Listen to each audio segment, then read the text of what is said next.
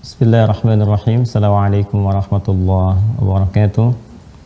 Alhamdulillahirabbil alamin wassalatu wassalamu ala rasulillahil karim wa ala alihi wa sahbihi wa dzurriyyatihi wa ummatihi ila yaumiddin wa ba'd. Fa ya ahbaballahi wa ahbab rasulih sallallahu alaihi wasallam, usi nafsi wa iyyakum bi taqwallahi faqad fazal muttaqun fala tamutunna illa wa antum muslimun. Faqala ta'ala ya ayyuhalladzina amanu taqullaha haqqa tuqatih wa la tamutunna illa wa antum muslimun. Saudara-saudariku, terkhusus keluarga besar Mira yang bergabung dalam kesempatan baik di Zoom pada Jumat subuh kali ini waktu Indonesia bagian barat, ataupun yang belum mendapatkan akses ke Zoom bergabung di live YouTube pada saat hari ini Jumat 9 Safar, Jumat kedua di bulan Safar 1443 Hijrah. Semoga Allah Subhanahu wa taala senantiasa memberikan kemuliaan kepada kita semua dan kesempatan untuk memperbaiki aktivitas kita sehingga lebih baik dibandingkan dengan hari-hari sebelumnya yang telah kita lalui. Sebelum kita bisa berdiskusi lebih jauh, belajar lebih jauh di kesempatan subuh kali ini, izinkan saya menyampaikan terlebih dahulu. Pertama, syukur pada Allah Subhanahu wa taala kita kembali dapat bersilaturahim dalam program Mira yang memang dikhususkan untuk belajar, mendalami dan meluaskan wawasan keislaman kita dengan pelajaran-pelajaran yang terkurikulumkan. Dan ini awal jumpa kita untuk memperkenalkan spesifik pembelajaran nanti lewat program Mira, salah satunya melalui media Zoom. Jadi insya Allah kita sudah siapkan setiap bulan itu ada Zoom berkapasitas kita mulai dengan 1.000 orang, karena yang telah terdaftar di Mira ini kurang lebih sekarang hampir mencapai 4.000 kalau saya tidak keliru informasi dari admin.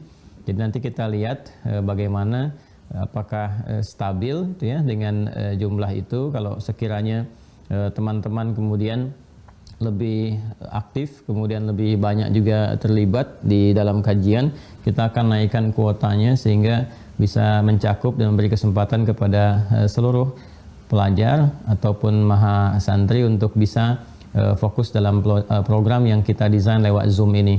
Insya Allah semua terkurikulumkan dari pelajaran-pelajaran baik terkait dengan akidah, kemudian juga ada ibadah ataupun muamalah nanti, dan juga terkait dengan akhlak. Itu pokok-pokok dasar keislaman yang memang wajib diketahui oleh setiap muslim.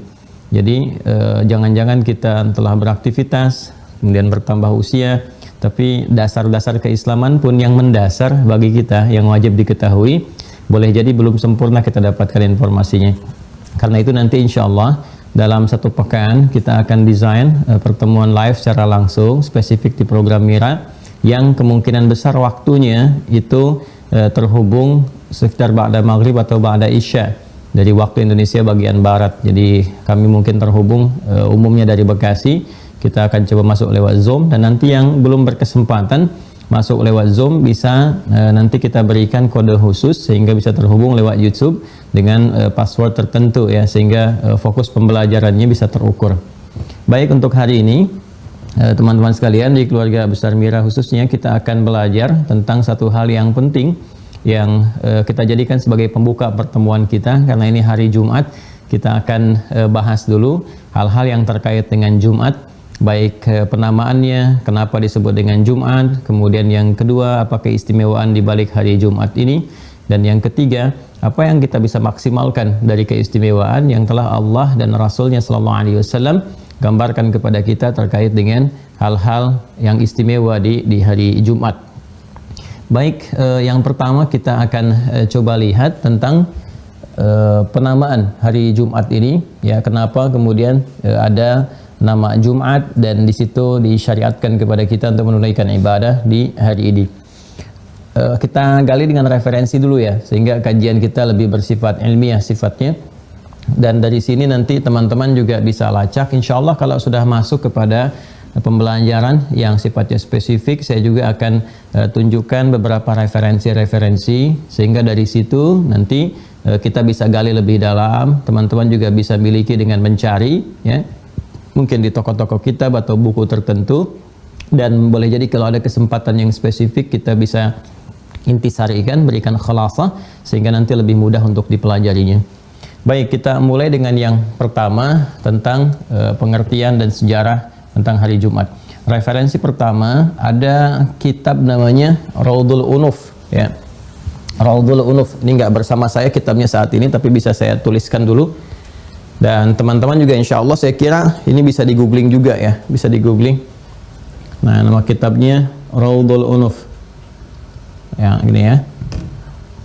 Pakai hamzah ya, bukan pakai ain. Nah, seperti ini. Raudhul Unuf fi tafsiri, nah, tafsiri as-sirah an-nabawiyah, ya, Ibn Hisham. Ibn Hisham. Ya, ini kitabnya. Raudhul Unuf fi tafsiri as-sirah an-nabawiyah Ibn Hisham. Ini sangat populer sekali.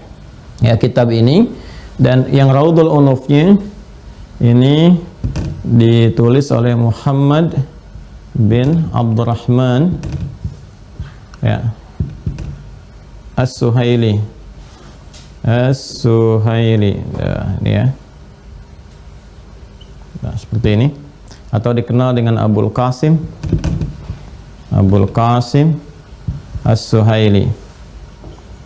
Ya. Ini kitabnya sangat terkenal sekali. Abul Qasim As-Suhaili ini, atau Muhammad bin Abdurrahman As-Suhaili, ini seorang luar biasa alim, minal ulama, kalangan yang sangat alim. Kemudian beliau juga selain pakar di bidang syariat ya, itu juga pakar di bidang sejarah syariat yang spesifik, ilmu hadis ya. Beliau pakar di bidang hadis, kemudian juga pakar di bidang sejarah. Lalu menganalisis salah satu buku referensi atau rujukan yang paling populer dalam sejarah Islam, yaitu sejarahnya ya, Nabi Muhammad SAW, ditulis oleh Ibnu Hisham. Jadi Ibnu Hisham ini, teman-teman sekalian, atau Abdul Malik Ibnu Hisham, nama lengkapnya Abdul Malik, ya kan? Ibnu Hisham, ya. Ya. Al-Himyari Al-Basri, Al-Himyari. Jadi ada dua versi tentang Ibnu Hisham ini. Ada yang mengatakan dia di Mesir, ya, asalnya dari Mesir. Ada yang mengatakan dia dari Basrah, di wilayah Irak, ya. Irak sekarang.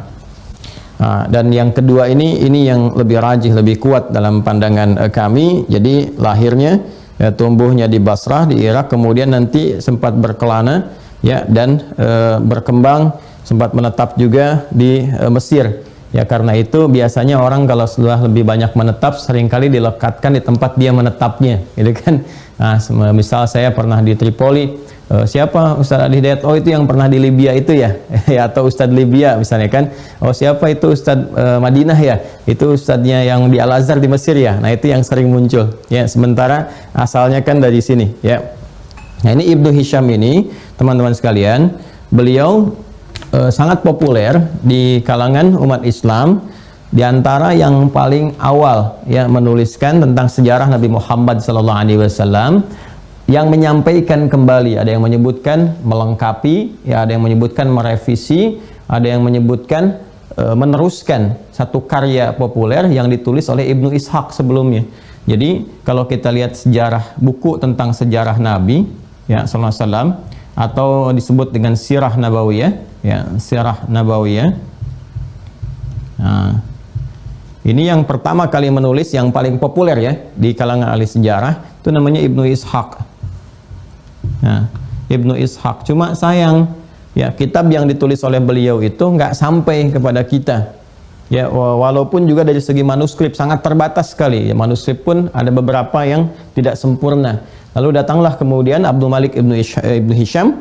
Ya, Ibnu Hisham inilah yang kemudian melengkapi tulisan atau karya dari Ibnu Ishaq, yaitu terkait dengan sejarah Nabi atau Sirah Nabawiyah, dikembangkan oleh Ibnu Hisham, dilengkapi sampai kitab-kitab atau buku-buku yang sampai kepada kita yang terkait dengan sejarah Nabi itu nggak lepas dari karyanya Ibnu Hisham. Ya, termasuk di pesantren-pesantren, di universitas itu sering sekali penggalian karyanya Ibnu Hisham yang melengkapi atau bahkan merevisi dan meneruskan karyanya Ibnu Ishaq. Ya, Ibnu Hisham sendiri dia lahir 218 Hijrah, ya. Baik. Nah, di karya Ibnu Hisham ini tentunya setiap masa, setiap era ada perkembangannya sendiri, ya, kemudian juga ada kelengkapan pengetahuan. Kalau kita kan sekarang karya dengan teknologi, ya, zaman digital, jadi kitab-kitab bisa digitalkan, dilacak juga, ya, dikembangkan dan sebagainya. Tentunya setiap era, setiap zaman bisa melengkapi informasi-informasi yang didapatkan sebelumnya dengan pencarian-pencarian yang lebih luas. Jadi kalau di ilmu hadis misalnya Al-Imam Al-Bukhari, Al-Imam Muslim dulu jalan, nanti saya tunjukkan saat masuk ilmu hadis. Saya juga ada petanya gitu, ya. Peta bagaimana para ulama ini itu berjalan kaki gitu. Ada yang jalan kaki, ada yang coba pakai bighal, itu jenis kendaraan perpaduan antara kuda dengan keledai. Ya, ada yang naik kuda dan ada yang naik unta, ada yang macam-macam lah. Rata-rata mereka berjalan kaki untuk mendapatkan hadis Nabi Shallallahu Alaihi Wasallam, walaupun satu hadis, ya kan? Nah, sekarang kita eranya kan sangat mudah sekali, ya. Kitab didigitalisasi, jadi di-scan dari kitab aslinya, kemudian dikembangkan, disampaikan kepada kita dengan metode yang gampang, sekali klik kita temukan sesuai dengan versi kitab-kitab asli hasil dari pencarian mereka. Bahkan kita bisa gabungkan dari referensi berbagai macam kitab yang bisa kita dapatkan. Ya, eranya bisa berubah. Nah, ini yang mau saya katakan, di era Ibnu Ishaq tidak sama dengan Ibnu Hisham. Apa yang didapatkan di era Ibnu Ishaq dilengkapi oleh Ibnu Hisham.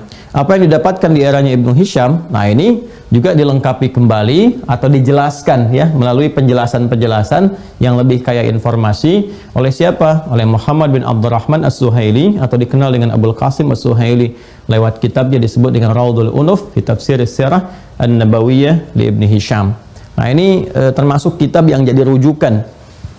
Kitab yang jadi rujukan, ya, di antara kitab-kitab sejarah tentang kehidupan Nabi Sallallahu Alaihi Wasallam, karena dilengkapi dengan referensi yang sangat kaya, ya, termasuk dalam tinjauan hadis-hadis yang dikuasai oleh beliau. Nah, ini tentunya nanti akan berkembang dan jadi referensi-referensi penulis setelahnya, ya. Misalnya ada Syekh Mubarakfuri punya kitab Ar-Rahiqil Makhtum, itu juga termasuk kitab yang bagus, yang kontemporer, atau sejarah Muhammad SAW oleh Muhammad Hussein Haikal misalnya, kan, dan lain-lain sebagainya. Tapi yang paling fenomenal diantaranya adalah kitab ini, karena dia menjelaskan kitab-kitab klasik di masa lalu dengan pendekatan informasi yang modern yang bisa kita dapatkan saat ini. Baik, di dalam kitab tersebut, teman-teman sekalian, ada juga informasi yang menjelaskan kepada kita tentang sejarah munculnya hari Jumat, ya. Yang pertama yang penting saya sampaikan kepada kawan-kawan sekalian, sebelum kita masuk ke hari Jumat, kita mengenal dulu tata kehidupan masyarakat jahiliyah. Di zaman jahiliyah pun mereka sudah beraktivitas dan mereka juga sudah mendapati nama-nama dalam setiap hari itu dalam sepekan. Ya, dimulai dengan hari yang pertama itu mereka masukkan dengan hitungan angka untuk memudahkan. Ya, jadi yang unik di jahiliyah itu kadang mereka ambil misalnya satu momentum, ya, untuk penanggalan atau tahun melalui pendekatan peristiwa yang muncul pada saat itu. Tapi kalau untuk hari-hari, paling gampangnya mereka gunakan dengan angka untuk memudahkan. Ya, jadi kalau peristiwa-peristiwa besar digunakan untuk tanggal-tanggal atau tahun-tahun tertentu, seperti Rasulullah SAW misalnya lahirnya di tahun apa? Tahun gajah. Kenapa disebut tahun gajah? Karena ada peristiwa penyerangan di tahun itu yang terjadi dari Raja Abraha dari wilayah Yaman yang datang ingin menghancurkan Ka'bah, dan kemudian hancur dia di sekitaran Ka'bah itu, ya, oleh pemiliknya, yaitu oleh Allah Subhanahu wa taala, dihancurkan mereka semua, sehingga peristiwa yang terjadi di tahun itu populer dengan nama tahun gajah. Jadi setahun itu disebutnya tahun gajah, ya, terkait dengan peristiwa-peristiwa. Tapi kalau dalam hari-hari, maka perhitungannya atau penamaannya menggunakan nama hitungan untuk memudahkan. Misalnya hari pertama mereka namakan Al-Ahad. Ya, Al-Ahad paling gampangnya gitu, kan, diserap ke dalam bahasa Indonesia hari Ahad. Ya, jadi dari dulu kita itu sebelum datang nanti masa penjajahan, ya, khususnya dari Portugis. Ya, Portugis kan lebih awal datang, ya, sekitar 1511 ke Nusantara pada saat itu. Kalau kita baca sejarah nanti lebih dalam, kita akan temukan turunan-turunannya. Jadi Al-Ahad itu yang pertama. Kemudian yang kedua, teman-teman sekalian, dinamakan Al-Isnin. Isnin, ya, itu dari kata Isnin yang kedua, ya. Jadi kalau kita pertama Al-Ahad, hari pertama, ya, termasuk tadi saya katakan di Nusantara juga menggunakan kata Al-Ahad, lalu datang kemudian Portugis dan berkembang menjadi minggu sampai sekarang, ya. Jadi asalnya apa? Ahad. Kedua Isnin. Ketiga, ya, Ats-Tsulatsa. Ats-Tsulatsa. Saya ulangi, ya. Pertama Al-Ahad, hari Ahad. Kedua Isnin. Isnin itu dua, ya, diserap ke dalam bahasa Indonesia menjadi Senin. Jelas, ya? Kemudian yang ketiga Tsulatsa. Tsulatsa, ya, tiga dari kata Tsalatsa. Ats-tsulatsa dari kata tsalatsa. Diserap ke dalam bahasa Indonesia menjadi Selasa. Selasa itu hari ketiga. Yang keempat itu Arbi'ah. Al-Arbi'ah dari kata arba'ah. Ya, diserap ke dalam bahasa Indonesia menjadi Rabu. Ya, Rabu tuh. Kemudian kelima Al-Khamis. Khamis dari kata khamsah. Ya, diserap ke dalam bahasa Indonesia menjadi Kamis. Ingat ya, diserap ke dalam bahasa Indonesia menjadi apa? Kamis. Ya, jadi kalau saya tuliskan begini. Bismillah. Ini saya tulis dulu. Masya Allah, ini apa namanya, penting ya. Saking pentingnya sulit dihapus tuh. Jadi antum juga apa namanya harus sulit untuk lupa ya. Harus ingatan dipertajam. Jadi yang pertama Al-Ahad. Ya, Al-Ahad begini. Ya. Terusnya Ahad. Kemudian yang kedua Al-Itsnain. Itsnain, kan? Senin diserap ke dalam bahasa Indonesia jadi Senin. Dan yang ketiga Ats-Tsulatsa, seperti ini, diserap ke dalam bahasa Indonesia menjadi Selasa. Yang keempat Arbi'ah, Al-Arbi'ah, diserap ke dalam bahasa Indonesia menjadi Rabu. Ya. Yang kelima Al-Khamis, diserap ke dalam bahasa Indonesia menjadi Kamis. Ini ya. Baik.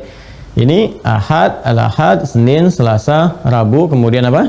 Dan Kamis. Nah, lalu hari yang keenamnya ini menarik nih. Dia tidak menghadirkan bentuk bilangan.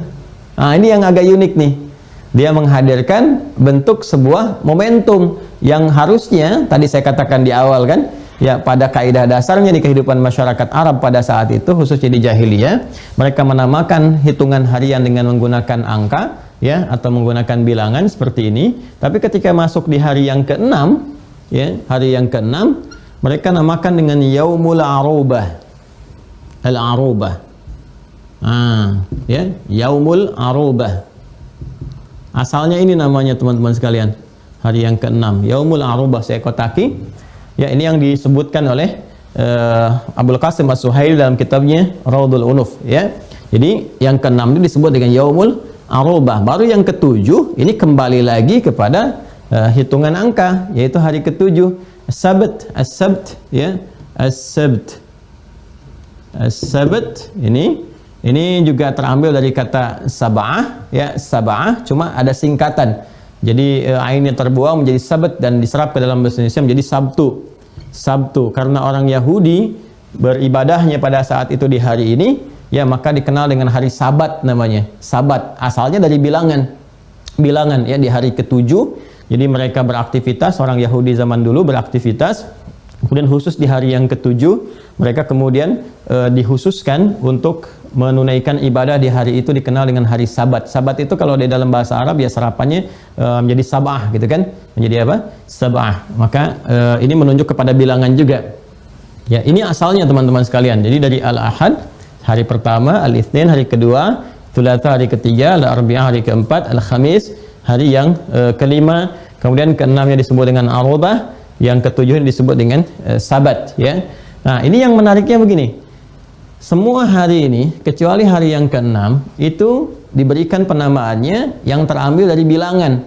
Ya, walaupun yang ketujuh tadi saya katakan juga ada terkait dengan ibadahnya orang-orang Yahudi, bahkan nggak sampai dengan kini disebut dengan Sabtu Sabat. Ya, Sabat itu ya Sabtu, Sabtu itu ya Sabat, kan? Nah, ini terambil dari kata Sabah asalnya. Ini bilangan semua kecuali yang keenam. Dan dari hari pertama ini terus itu ya, itu mereka punya aktivitas, ya, ada yang merantau, ada yang berdagang, ada yang beraktivitas di pasar misalnya. Pasar itu disebut dengan aswaq, ya. Al-aswaq jamannya disebut dengan suq. Ya, aswaq disebut dengan apa? Dengan suq. Nah, ini bentuk tunggal dari kata suq itu aswaq. Ya, pasar-pasar. Ya, makanya juga dikenal nanti ada suq uqad, kan? Suq Dumatu Jandal. Kemudian kalau dikaitkan dengan harinya misalnya ada Suqul Tsulatsa, Suqul Itsnain, Suqul Arbi'ah, Suqul Khamis. Dan menariknya ini kemudian bahkan keadaannya diserap ke dalam budaya Indonesia sampai terjadi pasar-pasar di waktu itu, ya. Sampai sekarang malah ada tempatnya. Semacam misalnya Sukul Isnin, pasar Senin. Ada kan sekarang pasar Senin, kan? Sukul Thulatha, pasar Selasa. Di Libya ada Suk Thulatha, pasar Selasa. Ya, kemudian Sukul Arbi'a, pasar Bo. Ada kan pasar Bo sekarang? Coba siapa yang tinggal di pasar Bo nih? Ya, wilayah Jakarta. Ada kan? Sukul Khamis, pasar Kemis. Ada nggak?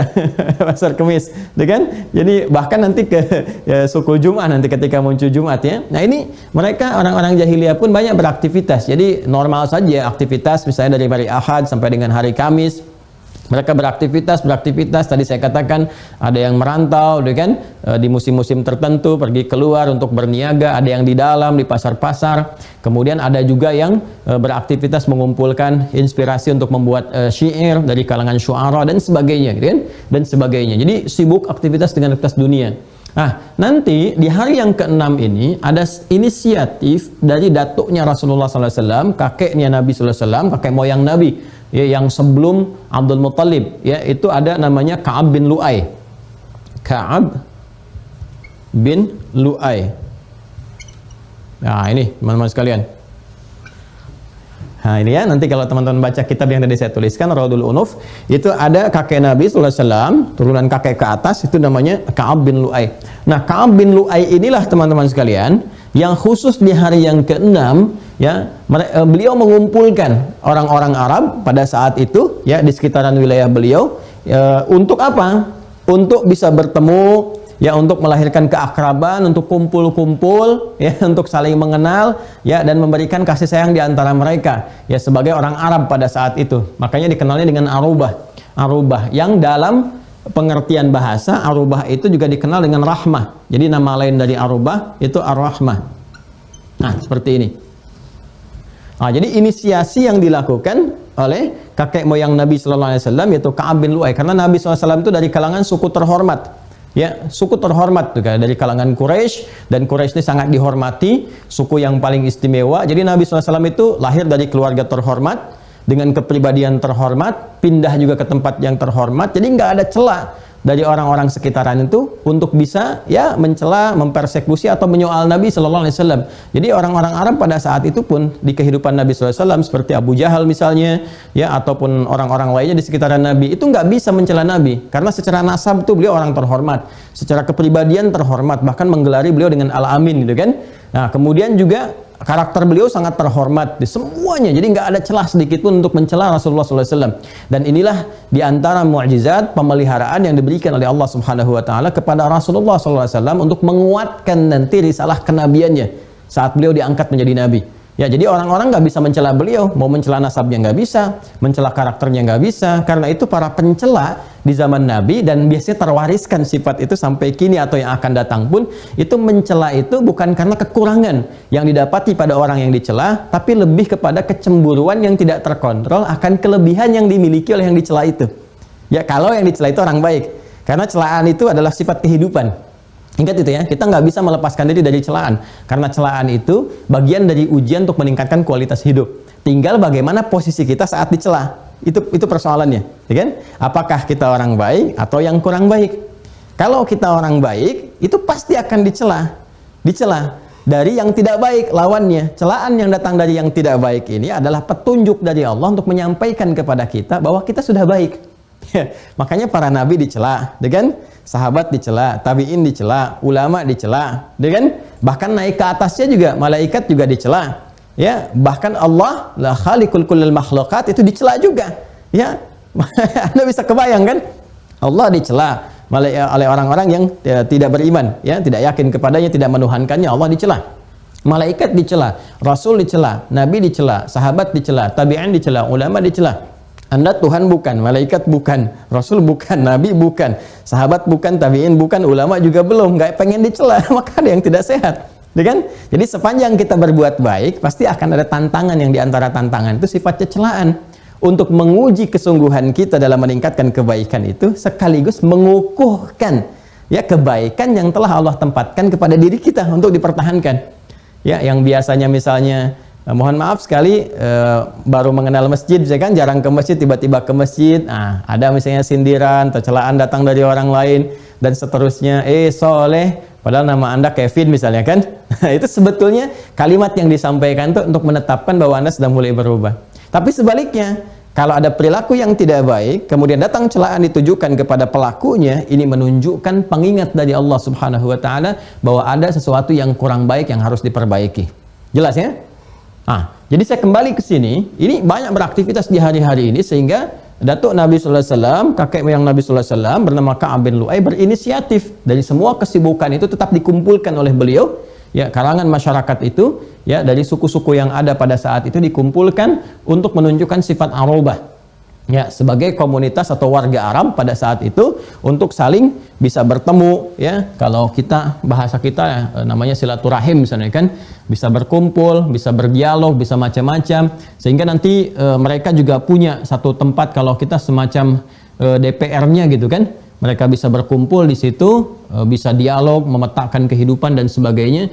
Itu kalau dibuka musim haji atau umrah, kalau teman-teman dari Hotel Hilton itu, Hotel Hilton kan nanti ada Grand Zamzam, ya, dari Grand Zamzam itu kalau di kanannya sofa, ke kirinya nanti sedikit ada celah, kemudian ada Hotel Hilton yang dari krem ya warnanya kalau tidak keliru. Kemudian di depannya itu maju ke depan sedikit ada kipas angin, tempat wudhu, toilet, kipas angin kedua, ya, yang ada setelah tempat wudhu itu. Nah, itu posisinya dulu tempat berkumpulnya pembesar-pembesar di suku-suku Quraisy. Kalau kita semacam DPR-nya gitu kan, pusat diskusi, pusat dialog dan sebagainya. Nah, yang paling menarik adalah dikumpulkanlah orang-orang pada masa itu untuk mendapatkan esensi dari Yaumul Arubah, yaitu Yaumur Rahmah, hari untuk saling memperhatikan gitu kan, hari berkasih sayang, hari untuk kumpul dan sebagainya. Hanya sayang kemudian setelah masa-masa itu berlalu, ya, jadi berubah. Ya, jadi yang tadinya kumpul gitu kan, saling berbagi dan saling memperhatikan itu berubah kemudian jadi ajang pamer diantaranya. Ya, apa yang jadi ajang pamer itu? Ya, semua orang beraktivitas itu bisa memamerkan hasil karyanya selama sepekan. Jadi kalau yang berniaga, ya, orang-orang kaya, jadi di akhir pekan itu unjuk kekayaan, gitu kan, tampil. Ya, kemudian juga misalnya yang sudah dapat syair kan terkenal sekali kalau syair itu. Ya, di tingkat yang terkenal itu pada saat itu tajir. Tajir itu pedagang. Ya, jadi tajir itu bukan orang yang kaya banget atau kebangetan kayanya. Dari bahasa Arab tajir itu namanya pedagang, ya. Ya, kamu tajir gitu kan. Nah, itu maksudnya kamu pedagang. Ya, kamu pedagang gitu. Jadi tajir itu pedagang. Yang kedua syair. Syair itu orang yang suka menulis, ya, puisi-puisi Arab. Jadi kalau nanti ada 7 bait disebut dengan qasidah. Dan itu sangat populer, sangat dihormati di kalangan masyarakat jahiliyah pada masa itu. Ya, kemudian ada sahir, tukang sihir. Ya, ada kahin, dukun. Jadi nanti dalam sepekan nih semua punya aktivitas. Yang dukun bikin jampe-jampe, yang sihir cari kalimat-kalimat. Nah, nanti yang paling menarik itu hari ke-6 itu dikonteskan. Ya, dikonteskan. Jadi misalnya dari kalangan tajir siapa yang paling kaya nih gitu kan, pamer harta. Nanti dari kalangan syair, ya, syuara itu menyampaikan karya, dilombakan, dipamerkan. Nanti yang paling bagus itu karyanya dikumpul mereka di tadi pusat-pusat hiburan tadi, di pasar-pasar, Suk Uqad, ya, Suk Domatul Jandal dan sebagainya. Nah, itu mereka dikompetisikan. Nanti yang paling bagus syairnya, teman-teman sekalian, itu dari 7 urutan pertama. Ya, 7 urutan pertama. Jadi nanti dari 7 ini yang paling urutan 1, 2, 3, 4 sampai dengan 7 yang paling bagus dituliskan hasilnya mereka semua itu di dinding Ka'bah, ditempelkan. Ya, di sebuah kain ditulis dengan tinta emas. Disebut nanti dalam ilmu adab, di pelajaran adab itu dengan nama Sab'ul Mu'allaqat. Ya, Sab'ul Mu'allaqat. Jadi 7 terbaik, karya terbaik dari para penyair yang ditempelkan di dinding Ka'bah, yang kelak di masa Islam akan diganti dengan kain kiswah dan diganti tulisan itu dengan Al-Qur'an. Ini asal kain kiswah, ya, pada mulanya itu. Jadi penutup Ka'bah itu asalnya bukan kain kiswah yang bertuliskan Al-Qur'an. Pada awalnya di masa jahiliyah itu hasil kompetisi yang muncul di sekitaran para penyair untuk membanggakan diri. Maka ada Sab'ul Mu'allaqat. Pemimpinnya Amirus Syu'ara, dikenal dengan Imr al-Qais. Ya, dia punya rumus di ilmu arud itu dengan baharnya tawil namanya. Tawilun lahudunal buhuri fadailu fa'ulun mafa'ilun fa'ulun mafa'ilu kifanabki min dzikra habibin wa manzili bisaqtil wa bainad dakhuli fahawmali. Ya, nanti kalau sedikit kita belajar bahasa Arab nanti saya singgung sedikit-sedikit, ya. Nah, jadi ini asalnya bagaimana nanti penutup Ka'bah itu sebagai sebuah asalnya syiar, ya, yang terhormat untuk ibadah berubah kemudian menjadi syiar untuk pamer. Ya, penutupnya itu. Jadi sama yang kahin misalnya dukun, sahir, tukang sihir gitu kan. Itu juga mereka akan pamer siapa yang paling hebat. Nanti yang paling hebat itu yang punya pengaruh untuk menentukan aktivitas spiritual di kalangan masyarakat jahiliyah. Apa di antaranya kalau para pedagang misalnya ingin mulai merantau, ada yang pergi ke Yaman, ada yang pergi ke Syam, yang dengan turunnya surah Al-Quraisy itu diabadikan li ila fi Quraisy, kan? Ila fihim rihlatasy syita wa shaif. Itu mereka kalau sebelum pergi itu nanti tanya dulu ke dukun. Ya, tanya ke dukun, tanya ke tukang sihir, apakah di perjalanan nanti aman atau tidak, gitu kan? Apakah nanti dapat hasil bisnis yang bagus atau tidak? Maka nanti mereka akan mulai menyampaikan jimat-jimat, termasuk mengundi, termasuk tatayur. Tatayur tuh menerbangkan burung. Ya, jadi burungnya diterbangkan, kalau balik lagi, nah ini lucu juga ya, kata dukunnya bilang aman di jalan, ya. Nah, tapi kalau burungnya nggak balik lagi, dia bilang nggak aman, jangan berangkat. Nah, kalau ditanya kenapa gitu nggak aman, ya burung aja nggak balik, apalagi kamu. Jadi itu ada tatayur yang dimunculkan oleh mereka. Nah, ini jadi ada dukun, ya, ada tukang sihir, kemudian juga ada tajir, tadi kompetisi lomba-lomba kekayaan, siapa yang paling kaya itu yang paling dihormati. Ya, siapa yang paling kaya itu yang paling dihormati. Makanya nanti di masa-masa di awal-awal era dakwahnya Nabi SAW kita mengenal tipikal orang-orang kaya di sekitaran kehidupan Nabi SAW, seperti Abu Sufyan misalnya, ya, termasuk juga Abu Lahab, ya, paman Nabi sendiri SAW, ya, termasuk nanti ada juga beberapa kalangan yang lain-lain yang sebagian di antara mereka masuk Islam seperti Abu Bakar As-Siddiq radhiyallahu taala anhu, Utsman bin Affan radhiyallahu taala anhu, dan Abdurrahman bin Auf radhiyallahu taala anhu. Ada yang memilih dengan kekufurannya, ya, dan ada yang di akhir-akhir periode masuk Islam, ya, seperti Abu Sufyan bin Harb, ya, dan sebagainya. Nah, jadi yang ingin saya katakan adalah sepekan ini, ya, begitulah kegiatannya, ya, terutama dari Al-Ahad sampai dengan Yaumul Khamis di Arubah, itu yang tadinya rahmah berubah menjadi, ya, kebanggaan, pamer, foya-foya sebagai orang Arab. Ya, makanya mereka juga sering nyewa kalau kita sekarang ya kayak organ tunggal gitu kan di hari-hari itu tuh. Jadi ada pemusiknya, penarinya, macam-macamnya. Dan itu nanti kelak ada yang terkait dengan Jumat juga. Kebiasaan itulah yang berlangsung terus, ya, pada masa awal era Islam. Jadi begitu di awal era Islam Nabi SAW berdakwah, itu kebiasaan itu masih ada. Hari Jumat kumpul-kumpul, foya-foya dan sebagainya. Jadi saya sering katakan kalau ada di weekend akhir pekan, orang-orang sekarang hanya sekedar lomba-lomba kekayaan, pamer-pamer kekayaan, kumpul-kumpul untuk menari, bernyanyi, macam-macam dan sebagainya, itu sudah keduluan sama perilaku jahiliyah di masa lalu. Ya, karena itulah kemudian ketika banyak orang sudah mulai beriman, dengan bersyahadat dan berkomitmen untuk menuhankan beribadah kepada Allah dengan mengikuti tuntunan yang dibawa Rasulullah SAW, maka Allah Subhanahu Wa Taala memberikan hadiah kepada orang-orang beriman ini untuk bisa mulai merubah dan menata perilaku hidupnya. Ya, bagaimana di antara cara yang diturunkan oleh Allah untuk merubah itu lewat Rasulullah SAW dengan memberikan sebuah momentum yang baru, ya, dengan esensi yang sangat luar biasa, diliputi oleh keutamaan dan keistimewaan yang dahsyat yang nggak ditemukan sebelumnya. Bahkan umat-umat sebelumnya, umat sebelum Nabi Muhammad SAW itu berusaha, nabi-nabi mereka, orang soleh di antara mereka untuk meminta ini.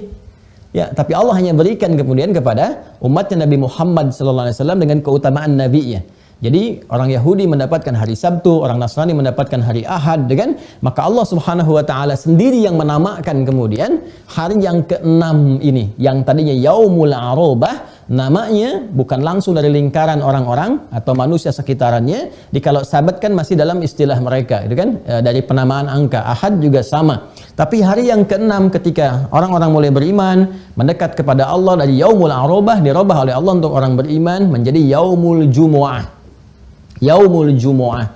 Itulah teman-teman sekalian asal mulanya, awalnya penamaan ini menjadi berubah, walaupun dari segi sejarah ada pendekatan yang mengatakan nama Jumat sudah ada sebelumnya, tapi yang paling rajih, yang paling kuat adalah dari peristiwa ini. Jadi sebelumnya yang ada pun tidak terkait jauh dengan apa yang kita bahas dalam kesempatan pagi hari ini. Inilah kemudian yang menjadikan orang-orang beriman oleh Allah Subhanahu Wa Taala diberikan sebuah konsepsi baru, cara berpikir yang baru, cara menata kehidupannya yang benar. Dari Yaumul Arubah diberikan nama khusus dengan nama Yaumul Jumu'ah. Ya, Yaumul Jumu'ah. Dan juga yang paling menariknya ditandai dengan turunnya surah ke-62 itu dengan namanya, yaitu surah Al-Jumu'ah. Ya, surah Al-Jumu'ah. Nah, saya tuliskan sini ya. Ya, saya hapus sedikit aja deh Bismillah. Nanti kalau kita sudah berjalan, ya ini kan baru pembuka ya, kita silaturahim. Nanti kalau teman-teman kita sudah berjalan untuk belajar, kita akan menggunakan ini ya, kita layar sentuh. Ini saya tunjukkan ke teman-teman semua, supaya kita tahu juga siapa yang bergabung semua. Ini ada berapa inci ya? 80 ya kurang lebih? Ada 120. 120 inci ini. Oh, 85. 85 ya, ini 85 inci. Nanti kita akan menggunakan media ini. Jadi apa yang saya tulis, apa yang saya bisa ketikkan, jadi teman-teman bisa langsung download nanti ya. Jadi nggak usah ikut nulis lagi. Kalau mau catat bisa catat, di catatan juga ada. Tapi kalau mau masuk ke file di handphonenya atau perangkatnya, nanti bisa di download. Kita kasih linknya, jadi langsung masuk ke file teman-teman semua setelah belajar ya. Untuk sementara kita menulis dulu di sini. Nah, jadi dengan turunnya Quran surah ke-62 dengan namanya yaitu Al-Jumu'ah, ya kan? Nah ini, khususnya di ayat yang ke-9 sampai dengan ayat ke-11. Nah ini teman-teman sekalian, ayat 9 sampai dengan ayat yang ke-11. Kalau di mushaf kita lihat di paling kiri ya, sebelah atas ya, di posisinya yang paling mudah. Ya Allah berfirman, a'udzubillahi minasyaitonirrajim, bismillahirrahmanirrahim, ya ayyuhalladzina amanu. Tuh, lihat kalimat pembukanya ya. Jadi Allah langsung mengkhitab, menyampaikan, mengajak bicara. Khitab itu mengajak untuk berdialog, menyampaikan sesuatu secara langsung. Allah menyampaikan sebuah wahyu, ya satu wahyu kepada Nabi Muhammad SAW yang langsung disampaikan kepada umatnya, ya dari dulu di masa Nabi, dari kalangan sahabatnya, termasuk sampai kepada kita saat ini dan nanti sampai kembali kepada Allah Subhanahu Wa Taala di umat-umat yang akan datang. Kata Allah, ya ayyuhalladzina amanu, hai semua orang yang telah menyatakan diri beriman kepada Allah Subhanahu Wa Taala. Indah kalimatnya. Dan menggunakan ya, saya sering katakan teman-teman, ya itu harfun nida, huruf panggilan, tapi mencakup kepada semua. Sifatnya sangat luas, holistik, mencakup semua. Jadi kalau kita ingin memanggil dengan jarak yang dekat, jarak menengah, ataupun jarak yang jauh, yaitu menggunakan satu huruf ya saja, cukup. Ya, gitu kan? Itu disebutkan kurang lebih 360 kali dalam Al-Quran. Jadi baik yang dekat, ya Ahmad misalnya, orangnya dekat dengan saya. Atau ya Al-Husain misalnya, orangnya menengah. Atau yang jauh, ya Al-Hasan, orangnya jauh. Kita cukup menggunakan satu ya, itu memanggil semuanya. Jadi seakan Allah ingin mengatakan, hey semua orang yang beriman, baik dalam keadaan yang sangat dekat dengan Allah ataupun menengah, standar-standar biasa, ataupun yang sedang merasa jauh ya karena mungkin ada maksiat yang dikerjakan, sedang ngejar dunia, gitu kan. Ayyuha disebutkan 150 kali dalam Al-Qur'an. Ayunnya munada ya, haknya menunjuk kepada taukid, penguat, haknya pengingat. Jadi kalau ada kata ayyuha itu mengandung dua unsur, menguatkan dan mengingatkan kepada panggilan yang ditujukan. Seakan-akan Allah ingin menyampaikan, hey, semua orang yang telah menyatakan dirinya beriman, aku ingatkan ya, aku tegaskan kepada kalian semua ada sesuatu yang sangat penting. Ya alladzina disebutkan 1080 kali dalam Al-Quran, isim mausul, ya konjungsi kata sambung yang mencakup semua tanpa kecuali. Jadi kalau disambungkan setelahnya kalimat amanu, yang telah beriman, artinya tanpa kecuali. Kalimat ini melekat kepada semua yang beriman tanpa kecuali. Jadi ada sebuah informasi yang sangat penting ya yang disampaikan kepada semua yang beriman tanpa kecuali. Walaupun nanti teknis penunaian dari informasi ini kalau berupa perintah atau larangan bisa spesifik. Misalnya ada yang untuk laki-laki saja, ada yang untuk perempuan saja, ada yang mencakup laki-laki dan perempuan. Nanti detailnya disampaikan oleh Rasulullah SAW.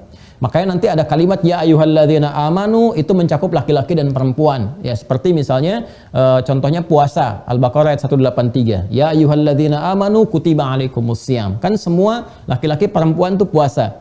Tapi nanti terkait dengan Jumat, faidahnya, informasi keistimewaannya disampaikan kepada semua orang beriman baik laki-laki ataupun perempuan, tapi teknis penunaiannya dibagi nanti oleh Allah. Ada yang untuk laki-laki saja, ada yang nanti terkait dengan amalan yang bisa dikerjakan oleh perempuan.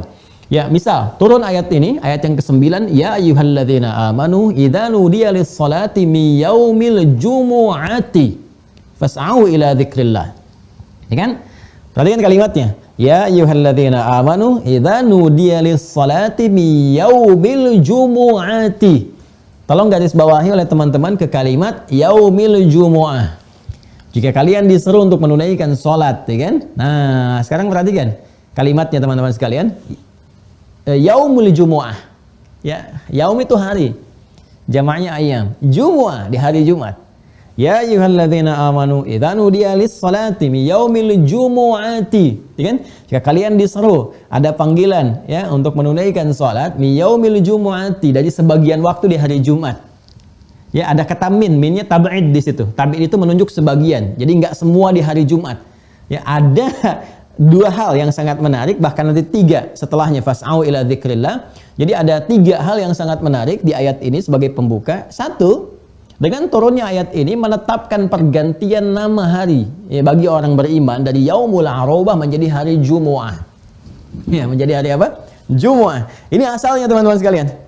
Ya, jadi yang tadi Yaumul Arobah dengan konsepsi yang tadi, foya-foya di akhir pekan, pamer, ya, saling berbangga, menunjukkan lomba-lomba banyakin harta, ya, kemudian juga ya larut dalam kehidupan dunia dan sebagainya. Lalu diganti oleh Allah Subhanahu wa taala karakteristik orang beriman, cara berpikirnya, pola berkehidupannya. Nggak boleh seperti itu kata Allah.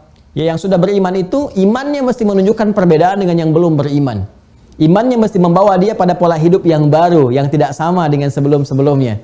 Ada perubahan dalam dirinya, ada isyarat ya, nilai-nilai keimanan yang memberikan spirit kepada bagian tubuhnya untuk bersikap berbeda dengan yang belum beriman. Apa perbedaannya? Kata Allah, kalau mereka yang belum beriman yaumul arobah, punya sifat-sifat arobah, berbangga sebagai orang Arab, yang telah terjadi perubahan tadi dari karakter mereka. Yang belum beriman suka poya-poya, cuma mengumpulkan harta, dalam sepekan tuh aktivitasnya cuma kejar dunia, berangkat gelap, pulang gelap, habis-habis itu sepekan dihabisin hasilnya buat pamer, buat menikmati hidup saja, ya, buat bersaing, yang weekendnya cuma dihidupkan untuk dunia saja, menunjukkan kehebatan dengan kedudukannya, bahkan datang ke tukang sihir, ke dukun dan sebagainya untuk memperkuat diri. Ya, itu belum beriman namanya. Ya, maka bagi orang beriman kata Allah, yaumul jumu'ah. Ya, kalian sudah beda. Ya, namanya berubah menjadi jumu'ah. Jumu'ah. Ya, nanti derivasi dari sini ada kata ijtima'. Asalnya dari kata al-jam'u. Sifatnya nanti menggunakan ta menjadi jumu'ah. Ya, apa maknanya jumu'ah itu? Setidaknya ada 3 makna di sini. Satu, teman-teman sekalian, berkumpul. Ya, berkumpul. Jadi kalau kita ingin katakan perkumpulan yang banyak, yang rapat, yang kuat, yang solid, ya, bukan hanya sekedar kumpul ya, yang berkumpul, yang rapat, yang kuat, yang solid, itu kita bisa gunakan satu nama namanya jumu'ah. Jumu'ah. Ya, jadi dari nama ini saja memberikan kesan kepada kita, orang beriman itu sifatnya bersatu, solid. Ya, orang beriman itu sifatnya kuat, menguat. Jadi kalau sudah beriman, sesama beriman itu, ya, ada kesan yang harus dibangun, bangun persatuan, bangun kekuatan. Ya, makanya berkumpul itu menunjukkan kekuatan, syiar persatuan. Ya, kalau dalam bahasa Pancasila sila ketiga gitu kan, persatuan Indonesia. Kalau kita dalam bahasa Al-Quran, ya isyarat yang sampai kepada kita ya persatuan umat Islam. Ya, jadi sepanjang beriman itu ya harus bersatu, jangan saling mencela. Jadi aneh nih. Ya, kalau ada orang Jumatan, hadir Jumat, bahkan sholatnya juga disebut jamaah gitu kan. Tapi misalnya ada yang saling mencela, tidak mau bersatu, beda furu'iyah sedikit misalnya, saling ya merendahkan, menjatuhkan dan sebagainya. Pasti ada yang keliru dalam imannya. Ya, ada yang keliru. Makanya ada ayat-ayat turunan iman nanti yang melarang kita untuk masuk kepada aspek perpecahan yang bisa menghambat persatuan di antara orang-orang beriman. Ya ayyuhalladzina amanu, pakai iman lagi, la yaskhar qaumin qaum, jangan saling mencela, la yaghtab ba'dukum ba'dha, ya jangan bikin hoax gitu kan. Ya, kemudian wa'tasimu bihablillahi jami'a wa la tafarraqu, kalian semua bersatu dengan tali Allah, kembali kepada kitabullah gitu kan. Kitabullah itu apa di antaranya? Ayat-ayat yang mengajak kita bersatu, wa la tafarraqu. Ini Jumat itu mengajarkan kepada kita bagaimana kita bersatu dengan kuat, dengan rekat, dengan rapat. Makanya diapit ini ayat 61-nya dengan surat As-Saff. Ini awas ya. Jadi ada korelasi antara penempatan satu surat dengan yang lainnya. Ya, itu di antara hikmah kenapa taufiqi susunan dari surah-surah Al-Qur'an. Ya, atas petunjuk dari Allah lewat malaikat Jibril sampaikan kepada Rasulullah SAW disusun seperti ini dari Al-Fatihah sampai An-Nas. Dan surah Al-Jumu'ah surah 62 itu diapitnya oleh surat apa? Surat As-Saff. Ya, 61-nya. Ya, dan orang-orang yang tidak mau mempraktekkan itu semua, keluar dari makna Jumat, itu kan menyalahi, ada penyakit dalam dirinya. Penyakit itu disebut nifak namanya, penyakit hati itu, yang marad, yang melekat pada jiwa seorang manusia seperti iri hati, dengki dan sebagainya. Termasuk salah satu penyakitnya jika dia beriman tapi mengingkari keimanannya dengan perilaku yang melanggar iman atau menyalahi iman, itu penyakitnya disebut nifak, orangnya disebut munafik. Ya, jamaknya disebut munafikun. Makanya surah ke-63 yang disebut al-munafikun. Jadi ada surah 61, 62, 63. Ya kan? Yang kedua makna al-jumu'ah itu saling memerhatikan di antara yang kumpul itu. Jadi bukan sekedar datang berkumpul ya dan menyampaikan persatuan, tapi saling memperhatikan satu dengan yang lainnya. Itu dipraktekkan di zaman Nabi. Baik itu dalam konteks teman-teman sekalian ibadah, ya di hari Jumat datang gitu kan. Datang ibadah gitu. Bukan sekedar datang tapi saling melihat siapa yang datang, siapa yang hadir dan di sini, dan mempraktekkan makna ketiga. Datang kumpul dengan rakaat, yang kedua saling memperhatikan, yang ketiga ini yang paling indah. Ya, saling melengkapi dengan melihat kebutuhan setiap orang yang datang. Ini hebatnya. Ya, jadi Jumat di zaman Nabi itu ketika turun ayat dipraktekkan ya beberapa masa setelah itu, karena nggak langsung dipraktekkan ketika surat ini turun, nanti baru dipraktekkan di awal-awal perjalanan hijrah ke Madinah. Ya, nanti kita akan lihat yang pertama menginisiasi, ada yang mengatakan Mus'ab bin Umair, ada yang mengatakan Abu Umamah, pertama kali mengumpulkan orang-orang atas perintah Nabi untuk mempraktekkan ibadah Jumat. Tapi esensinya dipakai.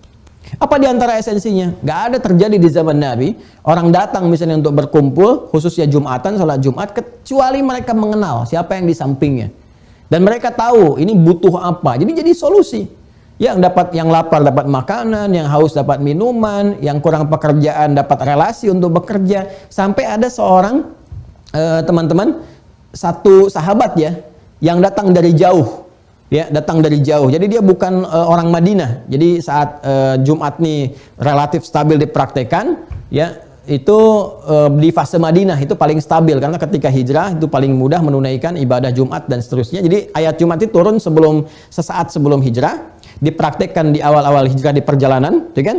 Kemudian nanti stabilnya saat Nabi hijrah ke Madinah itu stabil dipraktekkan menunaikan sholat Jumat secara stabil, secara konsisten, gitu kan? Nah, yang paling menarik nanti ada seorang sahabat dari Gotofan. Gotofan itu satu suku wilayah di luar Madinah pada saat itu, ya. Namanya Sulaik al-Gotofani. Sulaik ini datang pas dalam satu riwayat disebutkan di hari Jumat. Ada surat menyebutkan hari Jumat. Jadi ketika Nabi sedang berkhutbah, ya ini di pertengahan dia datang. Ya, karena dia bukan wilayah orang Madinah, belum tahu tentang bagaimana cara adab-adab di masjid, termasuk sunnah-sunnahnya, dia langsung duduk. Ya, maka Nabi kemudian menyampaikan satu kalimat bersifat umum. Nah, ini bagusnya nih. Jadi kalau ada seseorang yang belum tahu, ya terus kita sedang mengajar atau jadi guru atau Anda menjadi pejabat misalnya di perusahaan, ya jangan menyinggung langsung ke orangnya. Kalimatnya halus Nabi, dibuka dengan kalimat umum. Maka kata Nabi mengatakan, "Idza dakhala ahadakumul masjida fala yajlis hatta yusalli rak'atain." Jika kalian masuk ke dalam satu masjid, berniat untuk i'tikaf, untuk duduk keperluan tertentu, ya, untuk ibadah misalnya, menunggu waktu sholat dan sebagainya, maka jangan langsung duduk, ada sunnah sholat 2 rakaat terlebih dahulu. Itu yang kemudian kelak disebut dengan tahiyatul masjid.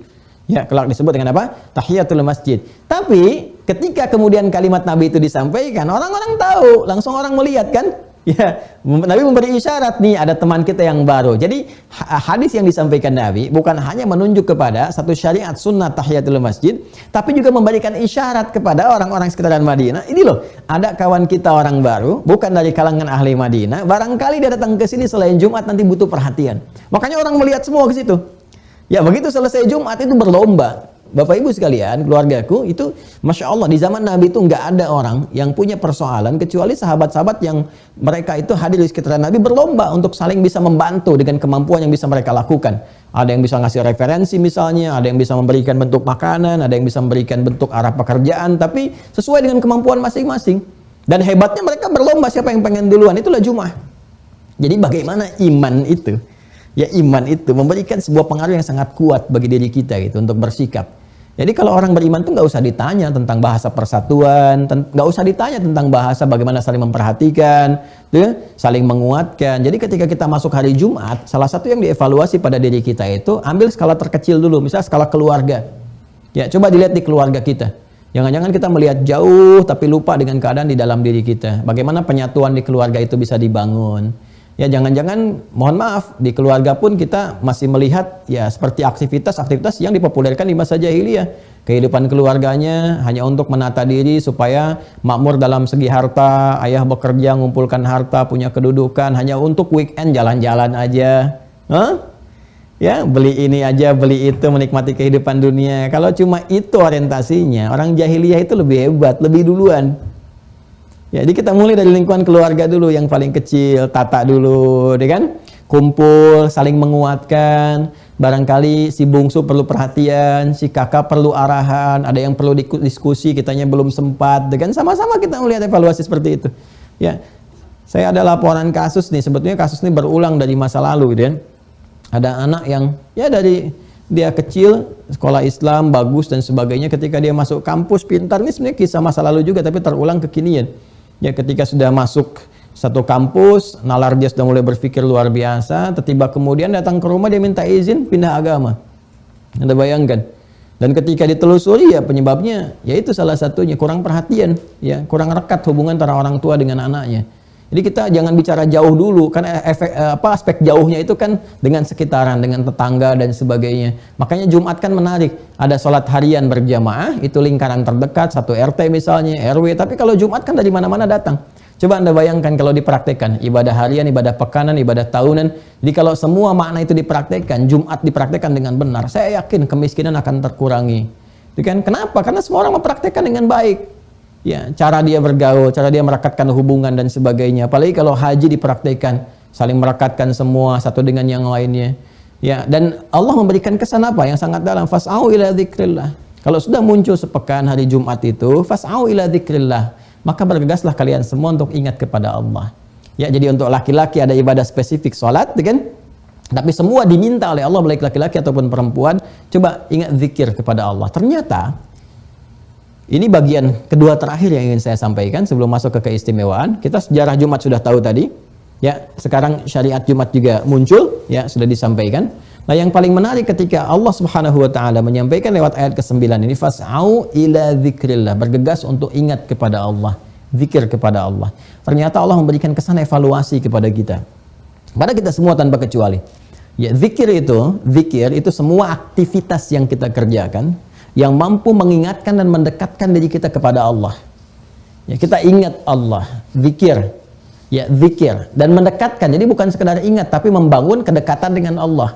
Jadi kalau kita berzikir nggak membuat kita dekat, maka ada yang kurang sempurna dalam zikirnya. Jadi bukan sekedar kita mengingat, ya, dalam konteks misalnya kita membaca sesuatu, ingat tapi nggak membuat kita dekat. Nah, ini ada yang belum sempurna, bukan salah ya, sekali lagi bukan salah. Ya, dia dapat pahala dengan kalimat sesuai dengan niatnya, tapi manfaat dari situ belum sempurna dia dapatkan. Ya, misal semua kegiatan yang mendekatkan kita dengan Allah, kalimat thayyibah, ya, kalimat thayyibah, subhanallah, alhamdulillah, Allahu akbar, itu zikir namanya. Ya, Quran surah keempat An-Nisa ayat 103. Fa idza qadaitumus salata fadhkurullaha qiyaman wa qu'udan wa 'ala junubikum. Kalau Anda telah tuntas mengerjakan salat, maka berzikirlah kepada Allah. Makanya setelah kita salat kan berzikir kan? Ya, untuk melengkapi, jangan-jangan saat salat kita nggak ingat Allah.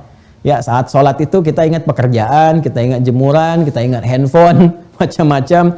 Dalam sujud ingatnya yang lain, maka yang kurang-kurang itu dilengkapi setelah itu dengan zikir. Ya, untuk membuat diri kita itu, karena bedanya orang salat dengan yang belum salat, setelah salat itu ingat Allah. Makanya disebut salat. Ya, seakar dengan kata silah, wusul, sampai terhubung, ya, bermakna doa, yaitu doa. Doa itu kenapa disebut doa? Karena saat berdoa kita terhubung dengan Allah. Harusnya setelah sholat itu kita punya hubungan yang baik dengan Allah, terhubung, ingat, merasa dekat. Kalau terhubung dengan Allah, terjaga diri kita.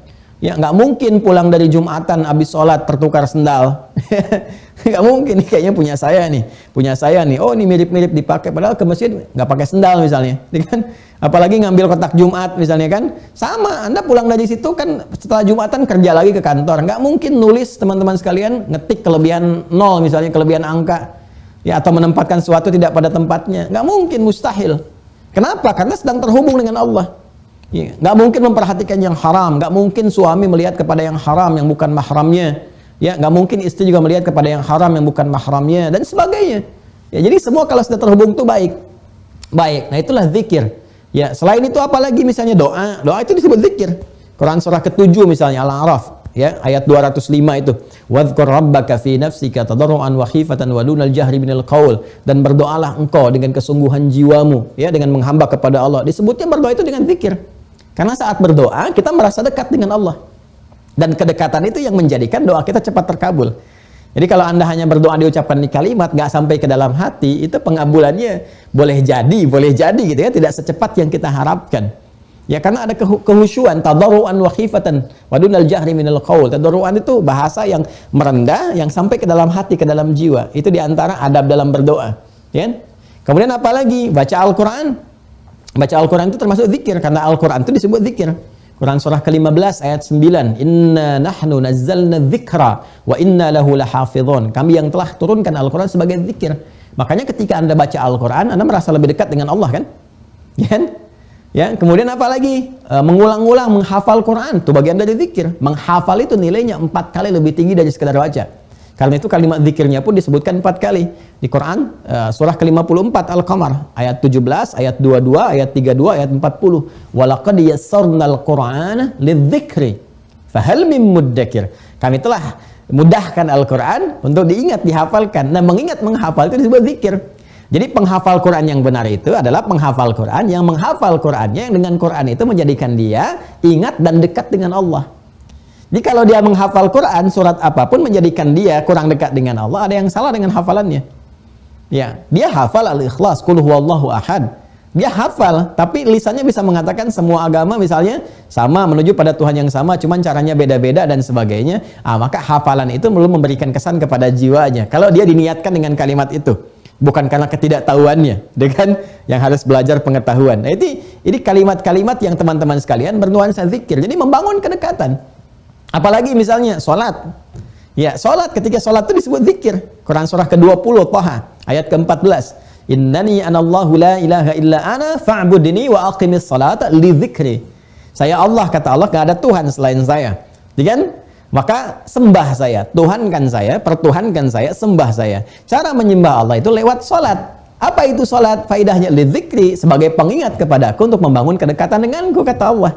Ya, makanya kalau selesai sholat itu keadaan kita menjadi lebih dekat, lebih terhubung dengan Allah seperti saya sampaikan tadi. Nah, maka zikir itu semua aktivitas yang mendekatkan kita dengan Allah. Nah, ada yang sifatnya ibadah seperti yang tadi saya sampaikan, ada yang sifatnya muamalah. Ternyata Anda bekerja pun bisa dizikir.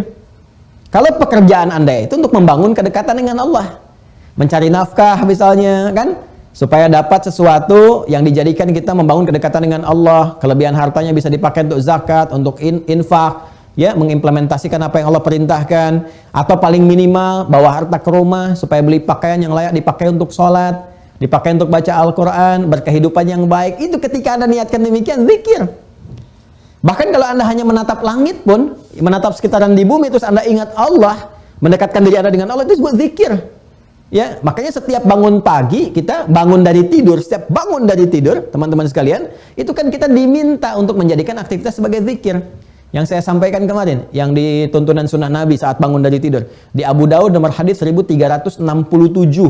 Ya, apa yang Nabi lakukan saat bangun, kata Ibnu Abbas radhiyallahu taala anhuma, ya, bima ma'na kana Nabi sallallahu alaihi wasallam idza taiqadha min naumihi fajalasa wa masaha bi yadihi min athari naumihi.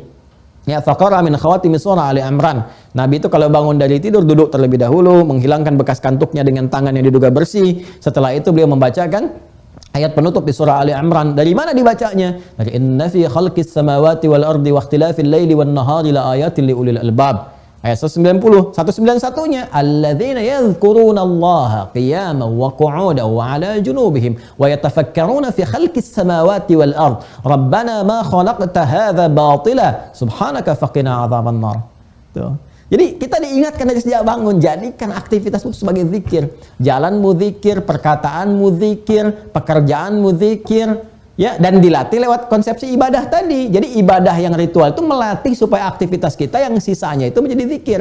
Maksudnya ingat Allah, jalan ingat Allah. Kalau jalannya ingat Allah, nggak mungkin jalan itu dalam keadaan sombong. Ya, wa ibadur rahmanil ladzina yamshuna 'alal ardi hauna. Hamba Allah yang penyayang itu kalau rajin zikirnya, benar zikirnya, jalannya itu baik. Bukan jalan pamer, bukan sekedar jalan kaki, ya. Ada jalan pakai kendaraan misalnya, nggak ada orang pamer kendaraan. Ya, nggak ada orang tampil pengen kelihatan dengan jalan yang ingin dianggap orang yang hebat, terhormat, ingin dipandang begini begitu, tidak. Itu baru jalan, dan nggak mungkin kakinya dipakai ke tujuan-tujuan yang maksiat, nggak mungkin karena sedang zikir. Tangan, mata berzikir nggak akan melihat yang kotor, lisan berzikir nggak akan bicara yang tidak baik, gitu ya.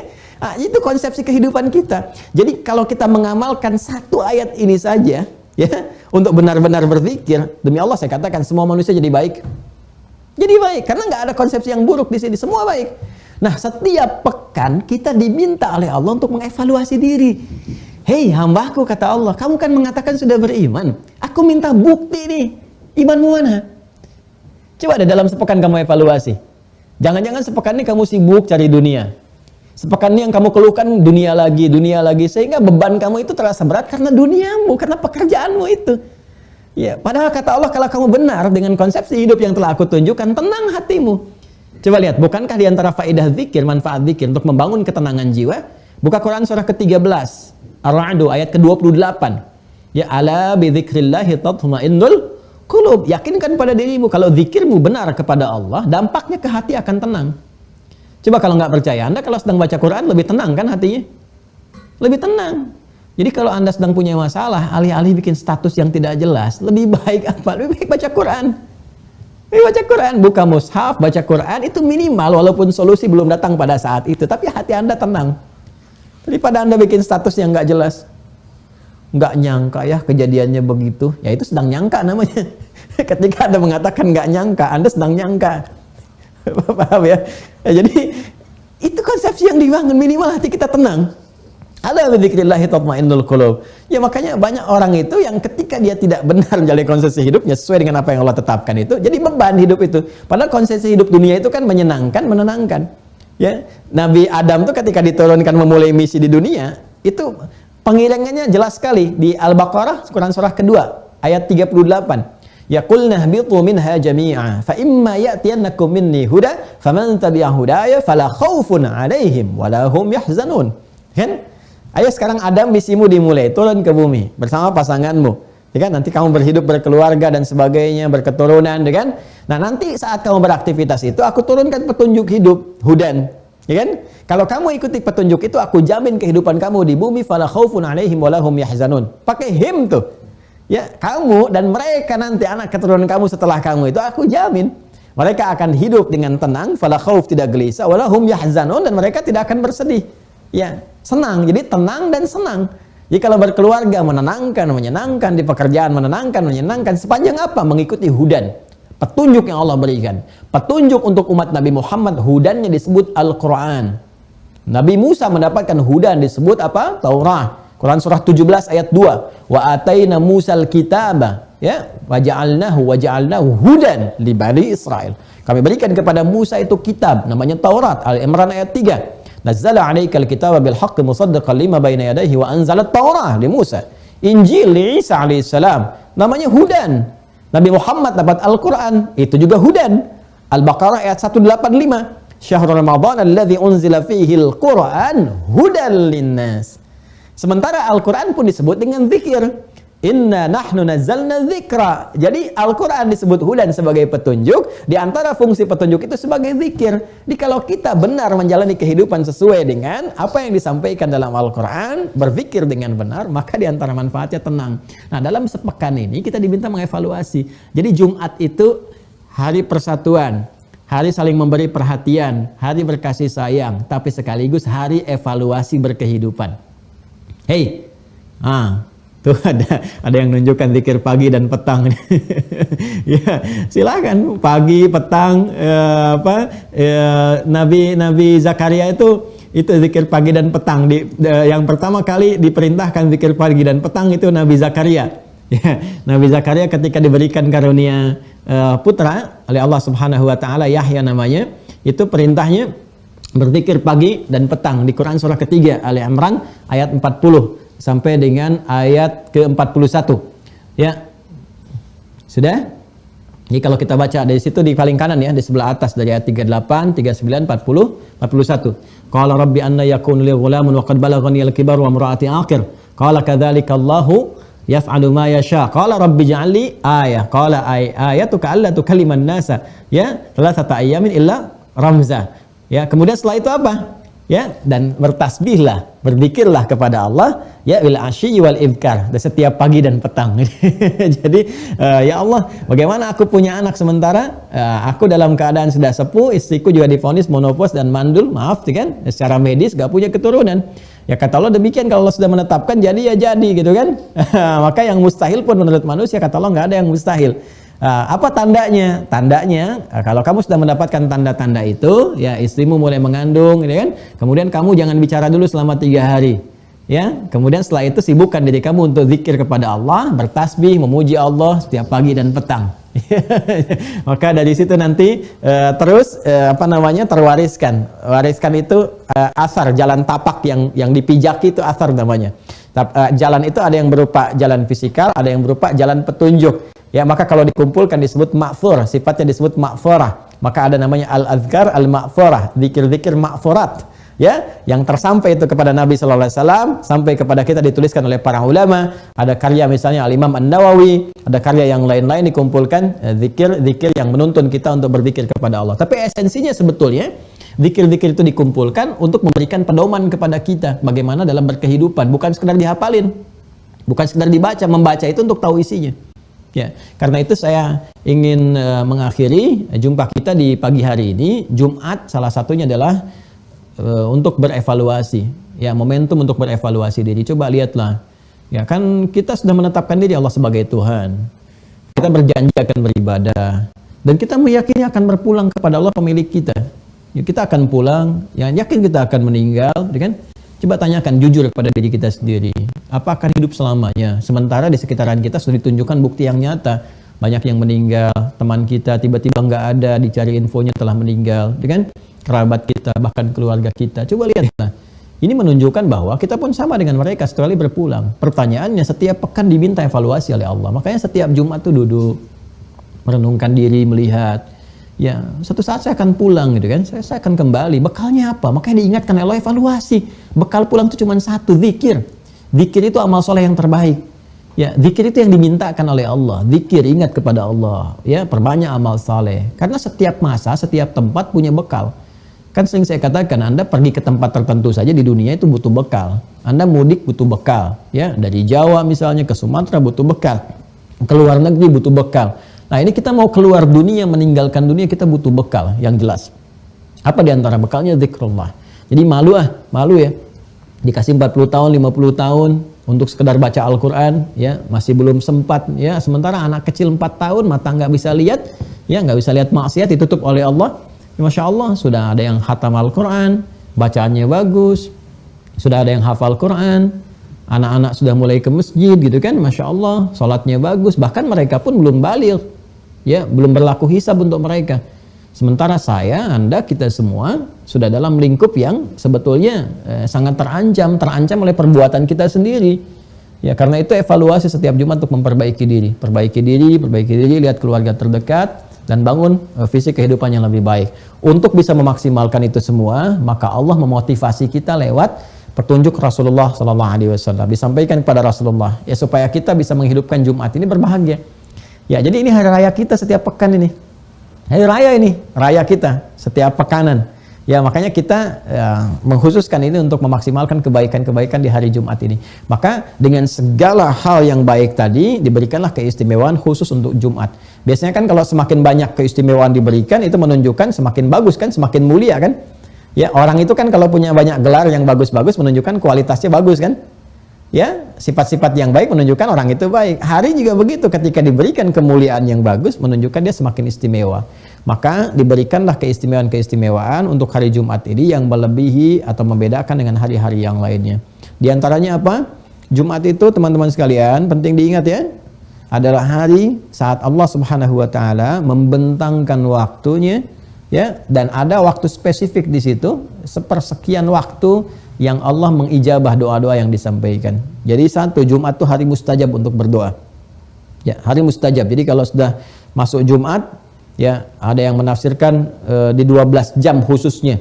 Jadi mulai dari jam 6 berganti maghrib, kan? Atau dari maghrib sampai ke maghrib lagi. Jadi kalau kita dari kemarin kan, Kamis ke malam Jumat, kita kan menyebutnya malam ya. Tapi kan di pergantian waktu dengan maghrib masuk itu sudah masuk waktu baru. Jadi sampai ke maghrib lagi, dari maghrib ke maghrib 12 jam berlangsung. Ya, itu ada yang menyampaikan demikian. Jadi di antara waktu itu ada yang spesifik menyebutkan nanti di sela-sela imam saat khatib saat duduk sampai ke waktu Jumat. Nanti ada yang ba'da asar, gitu kan? Bahkan doanya nanti yang seperti pernah saya ajarkan, Ada yang diajarkan yang sampai kepada kita yang banyak dibacakan di hari Jumat. Allahumma kfina bihalalika an haramik wa aghnina bi ta'atika an ma'siyatik wa bi fadlika an man siwak.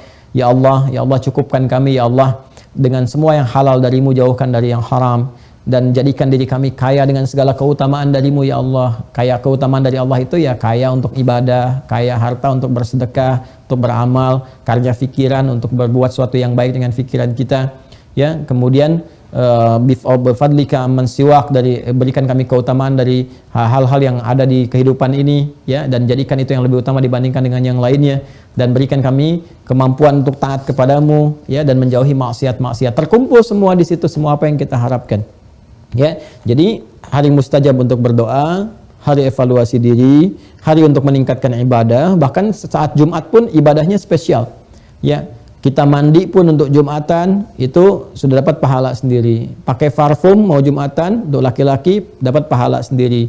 Jalannya untuk Jumat dapat pahala sendiri. Perempuan-perempuan yang berzikir di hari Jumat, baik itu dia baca misalnya zikir-zikir kalimat thayyibah, sengaja belajar tafsir, hadis, memperbanyak doa, pahalanya juga dapat pahala sendiri. Itu kan? Kemudian apalagi ada ayat-ayat Quran bahkan ada yang dikhususkan di Jumat itu. Ada misalnya surat Al-Kahfi, Al-Kahf, ada surat Yasin. Itu ada hikmahnya tersendiri. Ya, surat Yasin menunjukkan evaluasi diri, surat Al-Kahfi menunjukkan tata cara kita dalam memetakan kehidupan. Mau seperti apa kita beraktivitas ya. Kemudian memotong kuku dan sebagainya. Itu semua menunjukkan keutamaan Jumat yang seharusnya kita sikapi berbeda dengan hari-hari yang lainnya. Sampai Al-Imam Al-Bukhari itu mengkhususkan satu pembahasan khusus di kitab beliau dari 97 pembahasan di topik yang ke-11. Beliau namanya dengan Kitabul Jumu'ah. Ini ada di saya nih. Ya, ini saya Al-Bukhari. Ya, ini Kitabul Jumu'ah di kitab yang ke-11 ini. Ya, di sini dirincikan ini kalau teman-teman sedang misalnya ingin tahu lebih banyak, ya beli yang ada terjemahannya misalnya, kemudian ya setiap Jumat Anda bisa ambil satu hadis, baca, kemudian praktekkan. Ringan-ringan saja dulu ya. Jangan terlalu berat-berat, ambil satu, praktekkan, terus sambil evaluasi. Kalau boleh kita sharing dalam sepekan itu, teman-teman misalnya ya evaluasi mata dulu, ya dari pekan ini ke pekan depan, bisa nggak kita menjaga mata kita untuk melihat yang tidak baik, ya untuk menghindarkan diri dari yang tidak baik. Ya saya koreksi ya, untuk menghindarkan diri dari melihat yang tidak baik. Yang Allah perintahkan itu yang kita jaga. Kemudian nanti pekan berikutnya kita praktekkan dengan lisan. Pekan berikutnya dengan telinga kalau mendengar yang baik-baik gitu kan. Dan sebagainya sampai ke ujung kaki. Ya, itu kurang lebih pembahasan di pagi hari ini. Ini kita baru silaturahim ya. Baru silaturahim dan untuk menunjukkan kesungguhan kita dalam belajar. Karena itu saya berharap dari apa yang kita bisa tampilkan, waktu, tenaga, pikiran, momentum, saya harapkan teman-teman juga sungguh-sungguh serius. Saya ingin sampaikan pengumuman sebelum kita berpisah. Yang pertama, insya Allah nanti serial Zoom insya Allah akan berlangsung dalam sepekan itu akan agak banyak ya intensitasnya, mungkin bisa jadi dari Senin sampai dengan ke Kamis ya, itu insya Allah akan terus berlangsung setiap hari karena kita mencoba untuk melengkapi kurikulum. Jadi nanti kita belajar dari akidah dulu ya, ada nanti sesi akidah, kemudian setelah itu masuk kepada ibadah, nanti masuk kepada muamalah bersanding dengan akhlak. Jadi nanti apa yang dasar yang menjadi pokok kebutuhan setiap kita sebagai muslim. Itu yang pertama. Dan sesinya nanti sekali lagi itu Zoom sesinya. Tapi saat yang bersamaan nanti kita akan melihat kalau yang belum masuk ya di situ kita melihat kesungguhan. Nanti yang belum masuk ke sesi Zoom kita berikan kode khusus di YouTube bisa diakses. Nah nanti evaluasinya ada di web yang teman-teman sudah ada kodenya masing-masing ya. Passwordnya masing-masing di Mira. Nanti ada soal ujian di situ untuk peningkatan berikutnya. Jadi kalau teman-teman nanti bisa lulus, sudah paham, sudah lebih baik, nanti baru naik level ke step berikutnya ya yang kita akan berikan atau tunjukkan. Ini penting ujian itu dilalui ya supaya memberikan pemahaman yang utuh. Ya, memberikan pemahaman yang utuh yang benar ya. Jadi saya tidak menginginkan ada yang belajar nggak paham. Ya saya ingin paham sehingga manfaatnya lebih terasa. Ya manfaatnya lebih terasa. Ini yang pertama teman-teman sekalian. Kemudian yang kedua, setiap sesi nanti akan diumumkan oleh admin. Kalau ini mendadak tadi malam diumumkan karena untuk silaturahim saja. Untuk selanjutnya nanti insya Allah minimal sepekan akan diberikan informasi kepada teman-teman supaya siap-siap. Nanti juga ada buku-buku yang kita tunjukkan, referensi-referensinya, dan dari situ untuk menguatkan sisi keilmuan untuk kita seluruhnya.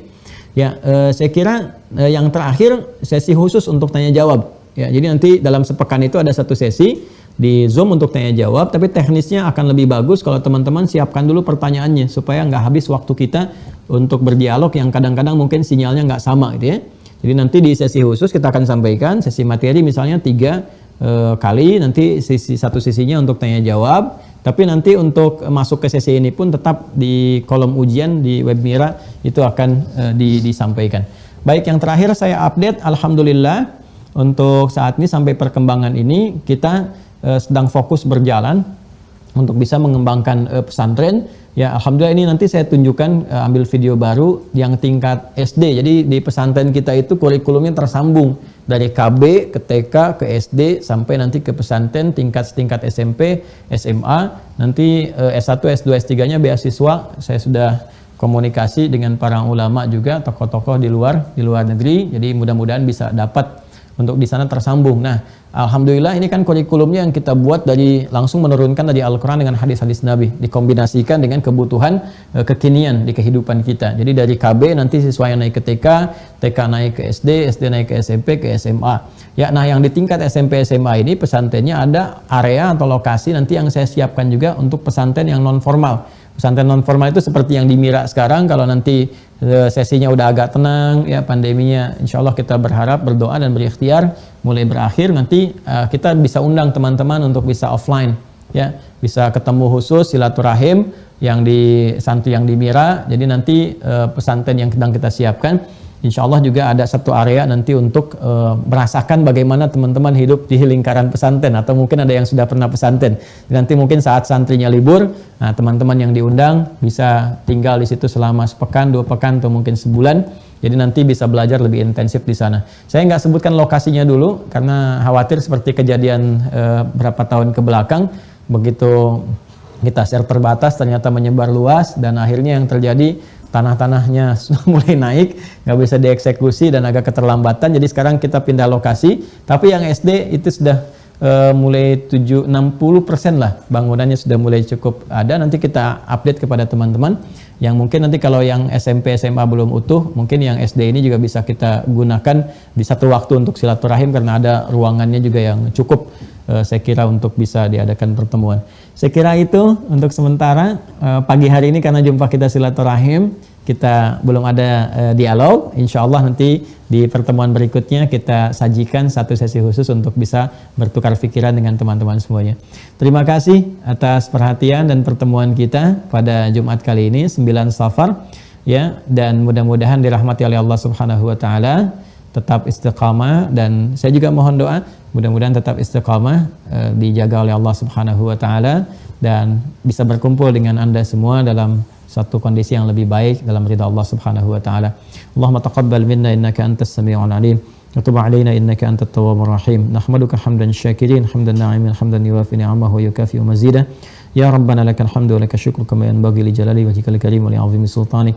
Allahumma salli wa sallim barik ala rasulikal karim nabiyina Muhammadin wa ala alihi wa sahbihi ajma'in. اللهم تقبل منا إنك أنت السميع العليم وتب علينا إنك أنت التواب الرحيم. اللهم اكفنا بحلالك عن حرامك وأغننا بطاعتك عن معصيتك وبفضلك عمن سواك. وصلى الله على سيدنا محمد وعلى آله وصحبه أجمعين وآخر دعوانا أن الحمد لله رب العالمين. السلام عليكم ورحمة الله وبركاته.